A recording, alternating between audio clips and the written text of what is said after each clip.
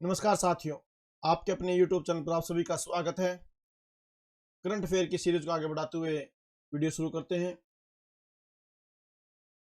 उपराष्ट्रपति ने सुश्री चारुमती निर्वाण की roaring revival tigers of India शीर्षक प्रदर्शनी का उद्घाटन किया। तो पूरी जानकारी के लिए नीचे चलते हैं। पूरी जानकारी क्या है?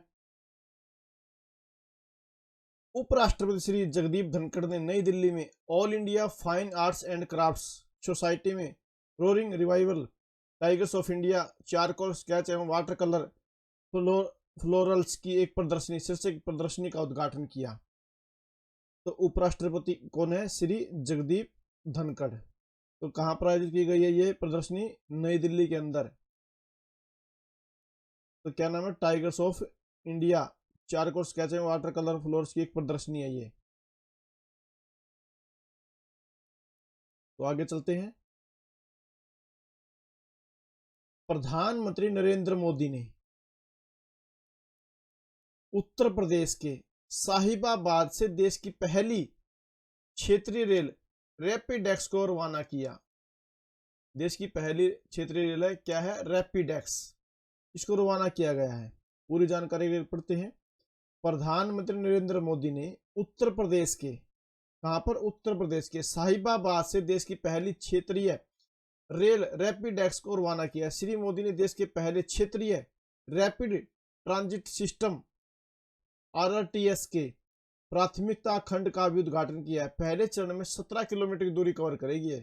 पहले चरण में कितने किलोमीटर की दूरी तय करेगी? 17 किलोमीटर की दूरी तय करेगी, जिसमें साहिबाबाद से दुहाई डिपो तक की यात्रा होगी। कहां से कहां तक की होगी? साहिबाबाद से दुहाई डिपो तक की। और इस मार्ग पर गाजियाबाद, गुलधर और दुहाई स्टेशन होंगे। कौन से स्टेशन होंगे? गाजियाबाद, गुलधर और दुहाई स्टेशन होंगे। श्री मोदी रैपिडेक्स ट्रेन पर सवार भी हुए, जिसका नाम नमो भारत रखा गया। क्या नाम रखा गया? नमो भारत। आगे चलते हैं। संयुक्त राष्ट्र विश्व पर्यटन संगठन, संयुक्त राष्ट्र विश्व पर्यटन संगठन द्वारा गुजरात के धोरडो को उत्कृष्ट पर्यटन गांव घोषित किया गया। किसको किया गया? धोरडो को। कहां पर है ये? गुजरात का एक गांव है जिसको पर्यटन गांव घोषित किया गया। उत्कृष्ट यानी कि सबसे बढ़िया पर्यटन गांव घोषित किया गया। किसको? धोरडो को। कहां पर है ये? गुजरात के अंदर। संयुक्त राष्ट्र विश्व पर्यटन संगठन ने गुजरात में कच्छ जिले के धोरडो गांव को 54 सर्वश्रेष्ठ पर्यटन गांव की सूची में शामिल किया गया। इस सूची में भारत का यह एकमात्र गांव है। जो यह सूची बनाई गई, इसमें भारत का एकमात्र गांव है धोरडो। भारत पाकिस्तान सीमा की अटारी चेक पोस्ट पर लगाया गया देश का सबसे ऊंचा राष्ट्रीय ध्वज। कहां पर लगाया गया सबसे ऊंचा राष्ट्रीय ध्वज? भारतीय पाकिस्तान की सीमा अटारी चेक पोस्ट पर, अटारी चेक पोस्ट पर लगाया गया। देश के सबसे ऊंचे राष्ट्रीय तिरंगे को, देश के सबसे ऊंचे राष्ट्रीय तिरंगे को भारत पाकिस्तान सीमा की अटारी चेक पोस्ट पर अमृतसर जिले में लगाया गया। कौन जिले में लगाया गया है? अमृतसर जिले में। केंद्रीय सड़क और राजमार्ग मंत्री कौन है? नितिन गडकरी। 418 फुट ऊंचे लंबे पोल पर, कितने ऊंचे लंबे पोल पर? 418 फुट ऊंचे लंबे पोल राष्ट्रीय तिरंगे को देश को समर्पित किया गया। इस अवसर पर कौन कौन उपस्थित थे? इस अवसर पर पंजाब के मुख्यमंत्री भगवंत सिंह मान और सीमा सुरक्षा बल के वरिष्ठ अधिकारी भी उपस्थित रहे।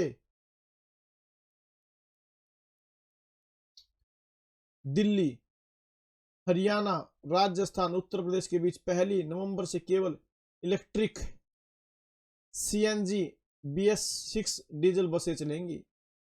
दिल्ली, हरियाणा, राजस्थान और उत्तर प्रदेश के बीच पहली नवंबर से केवल इलेक्ट्रिक सीएनजी BS6 डीजल बसें ही चलेंगी। इसका उद्देश्य क्या चलाने का?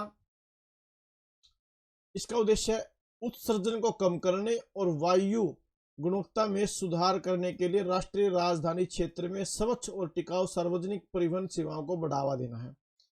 पर्यावरण मंत्रालय ने कहा कि पूरे एनसीआर में अगले वर्ष 1 जुलाई से केवल इलेक्ट्रिक सीएनजी और BS6 डीजल बसें चलने की उम्मीद है। अगले साल जनवरी से राजस्थान से दिल्ली के लिए भी ये बसें सेवाएं शुरू हो जाएगी।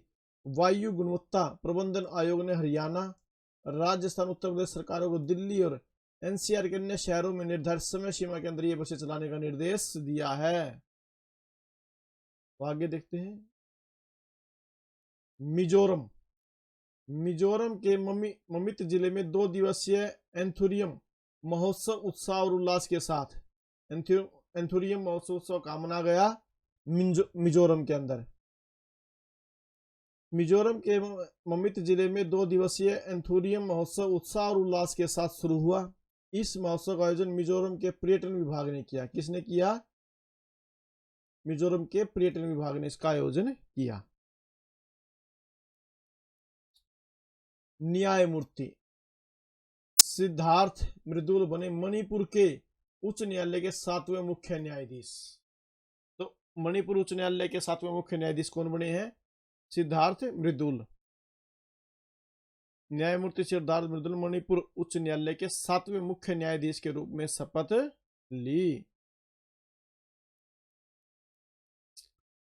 तो आगे क्वेश्चन है, जम्मू कश्मीर पहली विस्टाडोम ट्रेन सेवा का उपराज्यपाल मनोज सिन्हा ने हरी झंडी दिखाकर किया रवाना।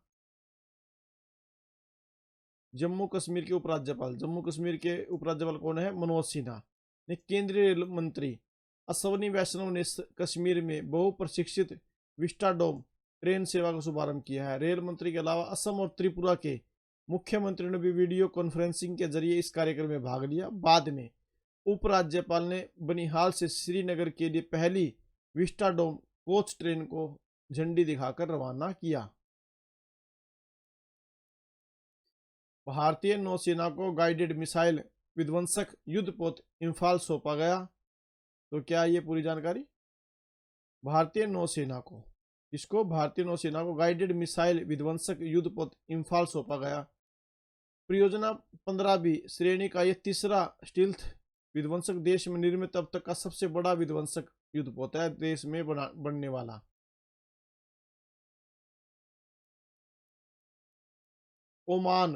ओमान के कला प्रेमियों की अभिभूत रही है, यानी कि पसंद आ रही है सामयिक भारतीय चित्रकला। प्रदर्शनी में लोगों का भारी जुटान यानी कि भारी जुड़ाव। ओमान में इस सप्ताह शुरू हुई आकर्षक सामूहिक भारतीय चित्रकलाओं की प्रदर्शनी वहां के राष्ट्रीय संग्रहालय में के विशाल हॉल में दर्शकों की पसंद बन रही है। इस प्रदर्शनी को India of canvas, masterpieces of modern Indian painting, Nai Delhi की राष्ट्रीय आधुनिक कला दीर्घायु कला के 20 संकलनों के साथ प्रदर्शित किया गया। यह कलात्मक प्रदर्शनी भारत और ओमान के मिले जुले प्रयासों का परिणाम है और समूचे ओमान के कला प्रेमियों को अभिभूत कर रही है। 2 दिनों की ओमान यात्रा पर गए विदेश राज्य मंत्री वी मुरलीधरन ने आधिकारिक रूप से इस प्रदर्शनी का उद्घाटन किया। इस प्रदर्शनी के लिए कलाकृतियों के चयन में किसकी कलाकृति रखी गई है? राजा रवि वर्मा, अमृता शेरगिल, नंदलाल बोस जैसे जाने माने कलाकारों की नायाब कृतियां शामिल की गई है इसके अंदर। एयर इंडिया एक्सप्रेस ने 15 माह में 50 एयरक्राफ्ट को जोड़ने हेतु नए लोगो और हवाई जहाज के नए डिजाइन का अनावरण किया। टाटा समूह के स्वामित्व वाली, क्योंकि अब टाटा समूह का स्वामित्व हो गया एयर इंडिया के ऊपर, तो एक्सप्रेस ने एक गतिशील नई ब्रांड पहचान का अनावरण किया है। इसमें नारंगी और फिरोजा रंग शामिल है। कौन कौन से रंग शामिल है? नारंगी और फिरोजा रंग, जो एयरलाइन के उत्साह और चपलता के मूल्यों का प्रतीक है। किसका प्रतीक है? जो एयरलाइन के उत्साह और चपलता के मूल्यों का प्रतीक है। घर घर केसीसी अभियान, तो क्या है ये? मत्स्य किसानों तक किसान क्रेडिट कार्ड की पहुंच सुनिश्चित करने के लिए एक परिवर्तनकारी पहल है। तो क्या है ये पहल? देखते हैं नीचे।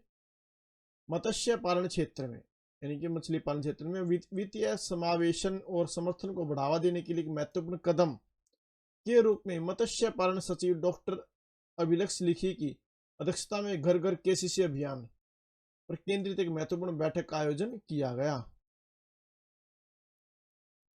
गूगल और क्वालकॉम ने पहनने योग्य उपकरणों के लिए, जैसे घड़ी है, RISC-V चिप बनाने के लिए साझेदारी की। चिप डिजाइनर क्वालकॉम ने कहा कि वह RISC-V तकनीक पर आधारित चिप्स का चिप्स का उपयोग करके स्मार्ट वॉच जैसे पहनने योग्य उपकरण बनाने के लिए अल्फाबेट के गूगल के साथ साझेदारी कर रहा है। विश्व ऑस्टियोपोरोसिस दिवस, विश्व ऑस्टियोपोरोसिस दिवस 2023 हर साल 20 अक्टूबर को विश्व ऑस्टियोपोरोसिस दिवस मनाया जाता है। तो क्या चीज है ये? अगर क्वेश्चन आ जाता है विश्व ऑस्टियोपोरोसिस दिवस कब मनाया जाता है? 20 अक्टूबर को। तो क्या चीज आपको पता होना चाहिए। इस दिन को मनाने का मुख्य उद्देश्य लोगों को हड्डियों की सेहत को लेकर जागरूक करना है। इसका उद्देश्य क्या है? लोगों की जो हड्डियां होती है उनको मजबूत करने के लिए जागरूक करना है। इन दिनों बिजी लाइफस्टाइल के कारण लोग अपनी सेहत का सही तरीके से ख्याल नहीं रख पाते, जिससे उन्हें गंभीर बीमारियों का सामना करना पड़ता है। इन्हीं समस्या में से एक है कमजोर हड्डियां। शरीर में कैल्शियम की कमी के कारण हड्डियों की समस्या होती है। विश्व ऑस्टियोपोरोसिस दिवस 2023 की थीम है हड्डियों के स्वास्थ्य के लिए कदम बढ़ाए, बेहतर हड्डियों का निर्माण करें। क्या थीम है? हड्डियों के स्वास्थ्य के लिए कदम बढ़ाएं और बेहतर हड्डियों का निर्माण करें। विश्व सांख्यिकी दिवस 2023, विश्व सांख्यिकी दिवस 2023 20 अक्टूबर को, 20 अक्टूबर को विश्व सांख्यिकी दिवस पूरे विश्व में मनाया जाता है। तो विश्व सांख्यिकी दिवस पूरे विश्व में कब मनाया जाता है? 20 अक्टूबर को। जबकि भारत का राष्ट्रीय सांख्यिकी दिवस कब मनाया जाता है? 29 जून को मनाया जाता है भाई। विश्व के सामाजिक आर्थिक विकास में आंकड़ों के योगदान का जश्न मनाने के दिन के तौर पर विश्व सांख्यिकी दिवस को संयुक्त राष्ट्र सांख्यिकी आयोग के मार्गदर्शन में मनाया जाता है। क्यों मनाया जाता है? कि भाई सामाजिक आर्थिक विकास के आंकड़ों के योगदान का जश्न मनाने के लिए यह मनाया जाता है। इसे हर 5 वर्ष में मनाया जाता है। क्या वर्ष में मनाया जाता है? 5 वर्ष में। और पहली बार कब मनाया गया? ये 20 अक्टूबर 2010 को मनाया गया था। इस साल विश्व सांख्यिकी दिवस की थीम क्या है इसकी? इस साल सतत विकास लक्ष्यों की निगरानी के लिए राज्य सांकेतिक ढांचे को राष्ट्रीय सांकेतिक ढांचे के साथ संरेखित करना, संरेखित करना, इसका आपकी और ये थीम है। तो ये आज के कुछ महत्वपूर्ण क्वेश्चन थे। इनको आपने ध्यानपूर्वक सुना, इनको आपने याद करना है, नोट करना है। अगर आपको वीडियो पसंद आए तो प्लीज आप लाइक करें और अधिक से अधिक शेयर करें और चैनल को सब्सक्राइब जरूर करें, ताकि जो नई मैं करंट अफेयर की वीडियो लेकर आऊं उनका नोटिफिकेशन आप तक सही समय पर पहुंचता रहे। Thank you very much.